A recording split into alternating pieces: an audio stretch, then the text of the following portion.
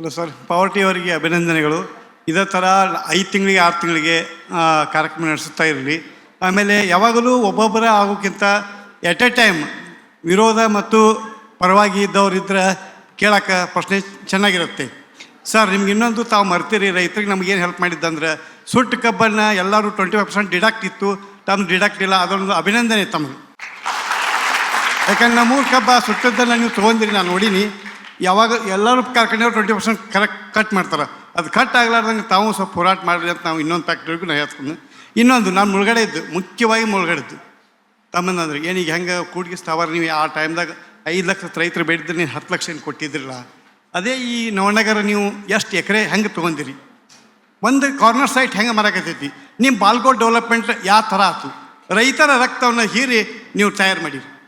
ಸರಿಯೋ ತಪ್ಪು ನನಗೆ ಗೊತ್ತಿಲ್ಲ. ಸರಿ, ಅದೇ ಥರ ಈಗ ನೀವು ನಿಮ್ಮದೇ ಇರಲಿ, ಯಾರೇ ಇರಲಿ, ತಾವು ತಪ್ಪು ತಿಳ್ಕೊಬಾರ್ದು. ನಿಮ್ಮ ಸರ್ಕಾರ ಇದ್ದಾಗ ಬಟ್ 24 ಲಕ್ಷ ರೂಪಾಯಿ ಪರ್ ಎಕರ್ ಆಯಿತು.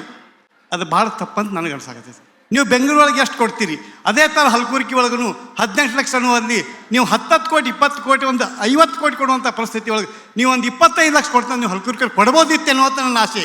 ನೀವು ಮುಂದಿನ ದಿನಮಾನದಲ್ಲಿ ತಾವು ಬಂದು ನಮ್ಮ ರಸ್ತೆಗಳ ನೀವು ರಿಪೇರಿ ಮಾಡ್ಲಿಕ್ಕೆ ಅಷ್ಟು ರಿಪೇರಿ ಮಾಡಿರಿ. ನೀವು ರೋಡ್ ರಿಪೇರಿ ನಾನು ಹೆಂಗೆ ಅಂತಂದ್ರೆ ಗುದ್ದು ಬಿದ್ದದ್ದನ್ನು ಅಷ್ಟೇ ರಿಪೇರಿ ಮಾಡಿರಿ.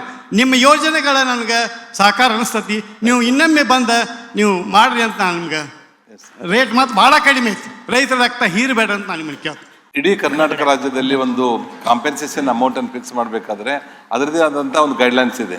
ನಮ್ಮ ಸಬ್ ರಿಜಿಸ್ಟ್ರಿ ವ್ಯಾಲ್ಯೂ ಮೇಲೆ 4 ಟೈಮ್ಸ್ ಕೊಡಬೇಕನ್ನುವಂಥ ಒಂದು ರೂಲ್ಸ್ ಇದೆ.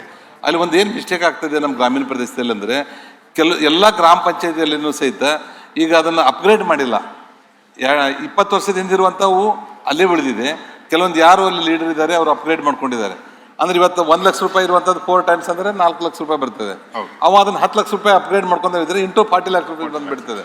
ಈ ರೀತಿ ತಾರತಮ್ಯ ಆಗಿದೆ ಒಂದು ಪಂಚಾಯತಿ ಟು ಒಂದು ಪಂಚಾಯತಿ. ಈ ಸೀಮೆ ಒಂದು ಹಳ್ಳಿಯಲ್ಲಿ ಬರ್ತಿದ್ರೆ ಅವಾಗ ಅದಕ್ಕೆ 25 ಲಕ್ಷ ಸಿಗ್ತದೆ. ಅದೇ ಸೀಮೆ ಬೇರೆ ತಾಲೂಕು ಗ್ರಾಮ ಪಂಚಾಯತಿ ಬಂದರೆ ಅವು ಬೇರೆ ಕಾಂಪೆನ್ಸೇಷನ್ ಸಿಗ್ತದೆ. ಇದು ಸರ್ಕಾರದ ಒಂದು ಅದನ್ನು ಅಪ್ಗ್ರೇಡ್ ಮಾಡ್ಕೊಳ್ಳುವಂಥದ್ದಕ್ಕೆ ಆ ಸಂದರ್ಭದಲ್ಲಿ ನಮ್ಮ ನಜರಿ ಬಂದ ತಕ್ಷಣವೇ ರೆವೆನ್ಯೂ ಇಲಾಖೆಯಿಂದ DC ಅವ್ರಿಗೆ ಅದನ್ನು ಮಾಡುವಂಥ ಪ್ರಯತ್ನವನ್ನು ನಾವು ಮಾಡಿದ್ವಿ. ನಾವತ್ತು ಕಾರಜೋಳ ಅವರು ನೀರಾವರಿ ಮಂತ್ರಿ ಇದ್ದಾಗ ಗಲಗಲೆಯಲ್ಲೇ ಅನೌನ್ಸ್ ಮಾಡಿದ್ವಿ 22 ಲಕ್ಷ ರೂಪಾಯಿ ಪರ್ ಎಕರ್ ಡ್ರೈ ಒಣ ಬೇಸಾಯಕ್ಕೆ ಮತ್ತು 25 ಲಕ್ಷ ರೂಪಾಯಿ 3 ವರ್ಷದಿಂದನೇ ಅನೌನ್ಸ್ ಮಾಡಿದ್ವಿ. ಆದರೆ ಈ ಸರ್ಕಾರ ಬಂದ ಮೇಲೆ ಆ ಕಾಂಪೆನ್ಸೇಷನ್ ಕೊಡಲಿಲ್ಲ. ಈ ರೀತಿ ಪರಿಸ್ಥಿತಿಗೆ ಬಂದಿದೆ. ಅದಕ್ಕೆ ತಾರತಮ್ಯ ತರಲಿಕ್ಕೆ ಬರೋದಿಲ್ಲ.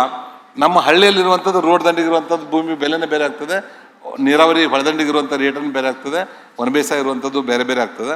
ಆದರೂ ಸಹಿತ ನಾವು ಸಬ್ ರಿಜಿಸ್ಟ್ರಿ ವ್ಯಾಲ್ಯೂ ಅಂತ ಏನು ಕರಿತೀವಿ, ಸಬ್ ರಿಜಿಸ್ಟ್ರಿ ವ್ಯಾಲ್ಯೂ ಇನ್ನೊಂದು ಸ್ವಲ್ಪ ಜಾಸ್ತಿ ಮಾಡಿ ಮಿನಿಮಮ್ ಇವತ್ತು 40 ರಿಂದ 50 ಲಕ್ಷ ರೂಪಾಯಿ ಪರ್ ಎಕರ್ ಇಲ್ಲಾರ್ದೇ ಭೂಮಿ ಸಿಗೋದಿಲ್ಲ.